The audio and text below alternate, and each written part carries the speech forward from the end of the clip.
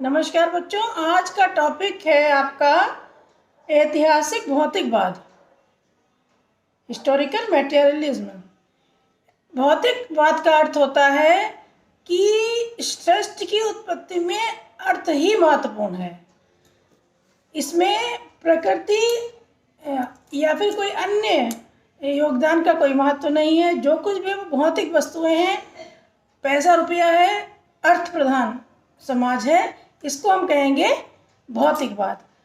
ऐतिहासिक भौतिकवाद में ईश्वर की सत्ता को भी यहाँ तक कि नकारा जाता है कि कोई भी आध्यात्मिक शक्ति से भी बढ़कर है पैसा या भौतिकवाद। तो इसमें आप पढ़ेंगे कि कार्ल मार्क्स ने इस पर बहुत बृहद विचार व्यक्त किए हैं। तो इसी के अनुसार इसको कार्ल मार्क्स का द्वंद्वात्मक भौतिकवाद के नाम से भी जाना जाता है। इसे हम इतिहास की भौतिक या आर्थिक व्याख्या या ऐतिहासिक भौतिकवाद या कार्ल मार्क्स का दर्शन टॉपिक के अंतर्गत अध्ययन करेंगे। इसी तरह से ये क्वेश्चन भी 3 तरह से ही आ सकता है कि इतिहास की भौतिक व्याख्या।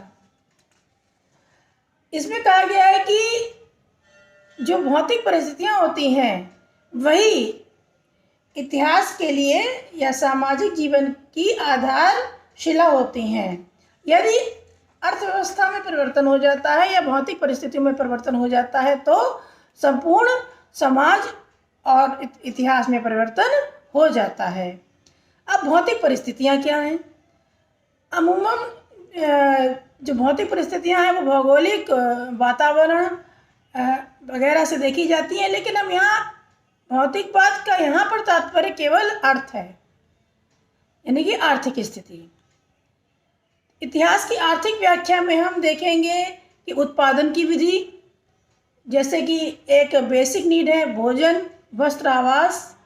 इसके अलावा उत्पादन की शक्तियाँ कि जैसे जैसे आप देखते हैं कि मशीनी युग आया, उत्पादन की शक्तियाँ बढ़ी, श्रमिकों की उसमें आवश्यकता घटी और श्रम का जो था मूल्य कम हुआ।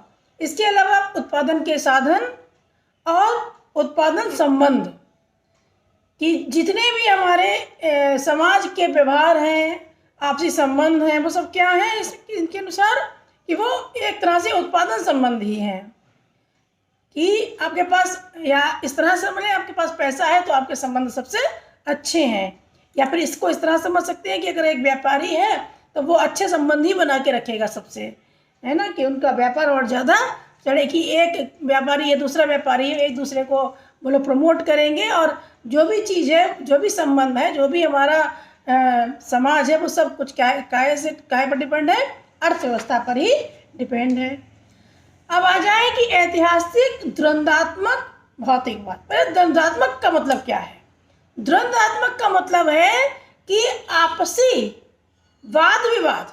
द्वंद्व मतलब युद्ध, और यहाँ पर युद्ध का मतलब क्या है कि वाद विवाद, विचारों का युद्ध, विचारों का वाद विवाद। तो जब आपसी विचारों के वाद विवाद से, यानी कि संवाद से, प्रतिवाद से जो निष्कर्ष निकल कर आएगा वही यहाँ पर द्वंद्वात्मक भौतिकवाद, यानी कि अर्थ के विषय में जो निष्कर्ष निकल के आया वही इन्होंने प्रतिपादित किया कार्ल मार्क्स ने ऐतिहासिक द्वंद्वात्मक भौतिकवाद के रूप में। अब सामाजिक विकास की इन्होंने प्रमुख अवस्थाएं बताई हैं कि सबसे पहले क्या था? आदिम साम्यवादी व्यवस्था थी। धन था ही नहीं, लोग जो थे एक दूसरे पर अपनी जरूरतों के अनुसार डिपेंड रहते थे। न समाज था, न कोई पूंजी थी, न परिवार था, कोई बंधन नहीं था। इसके बाद धीरे धीरे हम आगे बढ़े तो देखते हैं समाज जब डेवलप हो गया, उसके बाद दास प्रथा शुरू हो गई कि जो मजबूत लोग थे उन्होंने कमजोरों को दास बनाना शुरू किया। इसके बाद हम आएंगे तो देखेंगे कि सामंती व्यवस्था शुरू हो गई।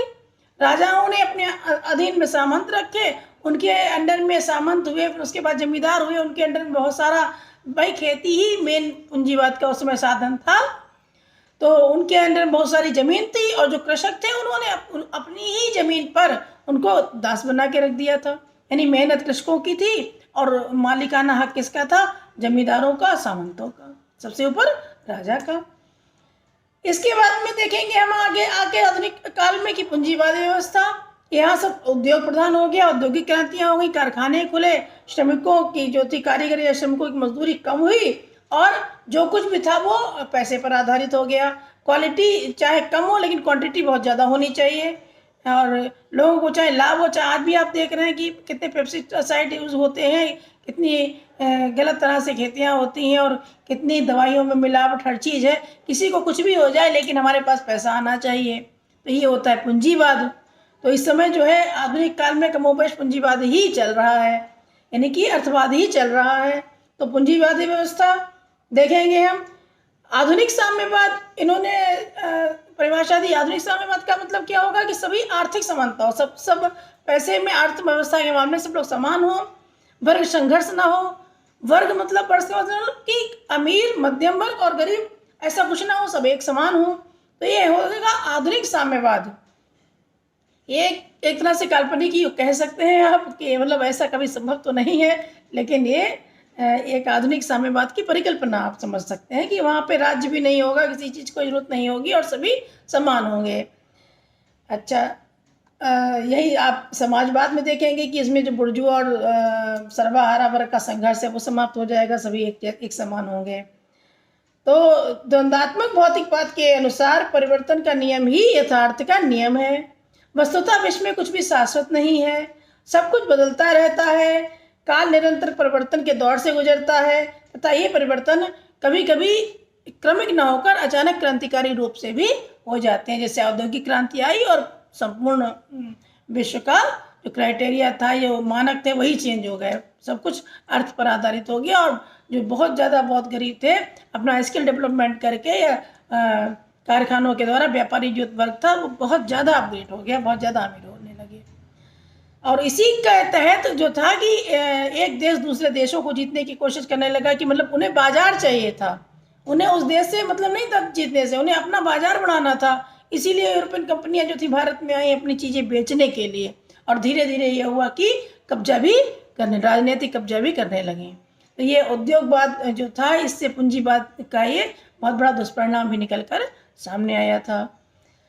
अब आप देखेंगे कि कार्ल मार्क्स का दार्शनिक दृष्टिकोण पर भी एक बार दृष्टि डालने की। कार्ल मार्क्स के अनुसार परिवार क्या है? कार्ल मार्क्स के अनुसार परिवार जो है वो केवल और केवल पैसे पर निर्भर है। परिवार बने क्यों, जरूरत क्यों बनी? क्योंकि हमारे पास जो पैसा है वो हम ये नहीं चाहेंगे कि हमारे पास कहीं किसी अनाथालय में दान कर दिया जाए या कहीं कोई और ले जाए। हम क्या चाहेंगे कि हमारे बाद जो हमारे बच्चे हैं, हमारा कमाया हुआ धन उनको मिले। तो कार्ल मार्क्स के अनुसार परिवार की, देखिए हमारे वैदिक कल्चर में परिवार की आवश्यकता क्यों है कि पिता को मोक्ष मिले, पुत्र हो, है ना। लेकिन कार्ल मार्क्स के अनुसार अर्थवादी व्यवस्था है कि बच्चे हों और बच्चे हमारी संपत्ति को आगे बढ़ाएं और उसे संभालें। अगर देखेंगे कि कहीं पर गरीबी है किसी परिवार में तो कलह कलेश रहता है, और जहाँ पे अमीरी है, जहाँ सब कमाने वाले हैं, सब अपना अपना कमा रहे हैं, अपना अपना आराम से रह रहे हैं और एक दूसरे से सम्मान से बात कर रहे हैं, कोई किसी पर डिपेंड नहीं, कोई किसी का अपमान नहीं कर रहा है। तो कार्ल मार्क्स के अनुसार ये बात है कि आर्थिक रूप से सभी लोग समृद्ध होंगे तो परिवार और समाज बहुत अच्छा चलेगा। इनके अनुसार धर्म क्या है? कार्ल मार्क्स के अनुसार धर्म जो है वो इंसान को या श्रमिकों के या गरीबों के शोषण का साधन है। कैसे? कि 4 पैसे बचे तो उन्हें त्योहारों में खर्च कर दिया, उन्हें रीति रिवाज में खर्च हो गए, वो कहीं धार्मिक कार्य में दान देने में खर्च हो गए, तो बचत कुछ हुई ही नहीं। इधर एक तरफ तो गरीब का थोड़ा सा बचता है, पता चलता ही बीमारी आ गई या कोई झगड़ा फसाद हो गया, उसमें खर्च हो गया, और नहीं तो फिर क्या होता है कि सबसे बड़ी चीज़ की धार्मिक कार्यों में खर्च हो गया। हाँ, ज़्यादा है खर्च करें, बात सही है, लेकिन जो है कि आपके पास पैसे ही कम है और उसके बाद आप जो है सारा पैसा जो है वो केवल दिखावे के पर्पज़ से आप लुटा रहे हैं और धर्म के नाम उसमें दे रहे हैं, तो फिर ये गलत है।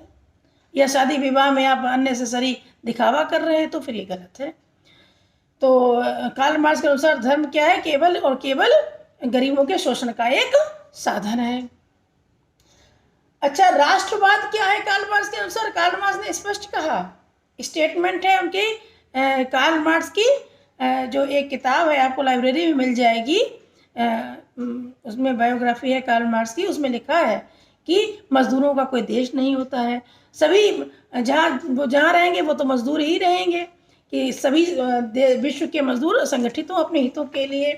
तो उनके अनुसार राष्ट्रवाद को भी उन्होंने अर्थव्यवस्था से जोड़ दिया। तो लेकिन कार्ल मार्क्स के विचारों की आलोचना भी की गई। कैसे? अच्छा, सब कुछ पैसा ही होता तो पाकिस्तान के पैसे के लिए बना? नहीं। क्या? क्यों? ये तो सांप्रदायिक कारण से बना है। क्या किसी ने रुपया दे दिया कि मतलब देश का विभाजन कर दो? इसके अतिरिक्त आप देखेंगे कि मध्यकालीन यूरोप में जो राजनीतिक परिवर्तन हुए हैं वो केवल आर्थिक कारणों से नहीं हुए हैं, वो भी धार्मिक कारणों से हुए हैं। पोप के अत्याचारों से जनता त्रस्त थी। जब बाइबल के जो आपके छापाखाने का आविष्कार हुआ, उसकी प्रतिमा बनी और लोगों ने देखा कि मतलब जन्म से लेकर मृत्यु तक कितने संस्कारों के में वो उसमें जो लिखा ही नहीं है उनको पढ़ के सुनाया जा रहा है, ये सब चीज़ें हुई हैं। जब पुनर्जागरण हुआ, जागरूकता आई, तो उसका एक कारण केवल अर्थव्यवस्था नहीं था, आर्थिक कारण नहीं था। अब आप देखें कि 1857 के विद्रोह वो क्या आर्थिक कारण था? भूखे रह के भी लोग गुजारा कर रहे थे, लेकिन जब देखा कि गाय की चर्बी और सूअर की चर्बी कारतूसों में मिली है तो वो किसी से सहन नहीं हुआ। कभी सम्मान पे बात आ जाती है तो इंसान पैसा नहीं देखता है। तो हर चीज को आप पैसे से नहीं तौल सकते हैं। ये आलोचकों ने सिद्ध किया है बाकायदा कि बहुत बड़े बड़े ऐतिहासिक परिवर्तन तक हुए हैं जिनके पीछे आर्थिक कारण कोई नहीं था।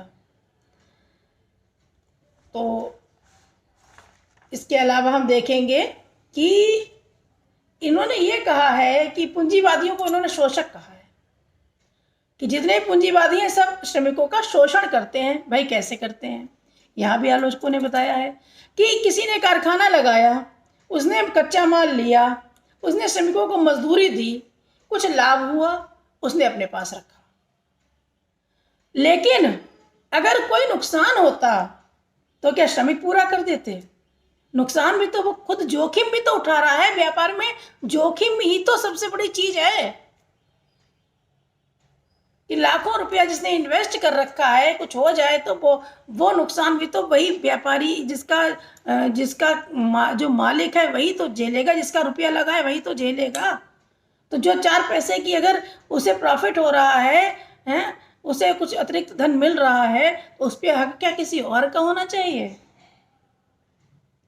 तो ये चीज़ अलग है कि बहुत ज़्यादा प्रॉफिट हो गया तो चलिए बोनस दे दिया जाए श्रमिकों को और कुछ अतिरिक्त धन दे दिया जाए, वो चीज़ अलग है। लेकिन ये कह देना कि जो प्रॉफिट है वो सब बांट दो, वो सब श्रमिकों की मेहनत का ही नतीजा है, तो ये ठीक नहीं है, क्योंकि जोखिम तो पूरा उठाया है जो आपका पूंजीपति है उसने। अच्छा, इसके अतिरिक्त बहुत सी क्रांतियां हुई हैं, जैसे फ्रांसीसी क्रांति, उसमें निम्न वर्ग का बहुत बड़ा हाथ था। तो क्या उसमें क्या नाम बुर्बो वंश का जो राजा था लुई 16, उसे फांसी दे दी गई? क्या उसके बाद लोकतंत्र आ गया? नहीं आ गया। राजनीतिक हौच पौच चलती रही और उसके बाद में क्या हुआ? नेपोलियन का अधिनायक तंत्र आ गया। तो केवल पूंजीपतियों को मार देना और पूंजीपतियों का नाश कर देना, इसके बाद में कुछ अर्थव्यवस्था एकदम उनका धन बांट देना सब में, इससे कुछ लाभ हो जाएगा, तो वो फिर जो है संभव नहीं है। अब एक बार देख लें कि पूंजीवाद क्या है। कि पूंजीवाद में जो है वो ये एक निजी व्यक्तिगत लाभ के दृष्टिकोण से इसकी परिभाषा व्यक्त की गई है कि इसमें जो एक पूंजीवाद में जो अतिरिक्त लाभ है उस पर केवल पूंजीपति का अधिकार है, रिस्क भी पूंजीपति का ही है। तो उपरोक्त बिंदुओं को देखते हुए कहा जा सकता है कि श्रमिकों के विकास के लिए पूंजीवाद के विनाश का सिद्धांत अव्यावहारिक है, ठीक नहीं है। यदि श्रमजीवी वर्ग की आर्थिक स्थिति में सुधार करना है तो ये सुधार का विकास का क्रम धीरे धीरे कार्य रूप में बदलना होगा, कि उनको अपना स्किल डेवलपमेंट करके उनको अपने हक का पैसा अर्जित करना होगा। इसका उदाहरण है कि 1900 ईस्वी में स्थापित एक लेबर पार्टी जो थी ब्रिटिश लेबर पार्टी, उसमें जो नेता थे टोनी ब्लेयर, वो कालांतर में 2006 में ब्रिटिश सरकार के प्रमुख बने थे। तो वो भी तो श्रमिक दल से ही निकले थे।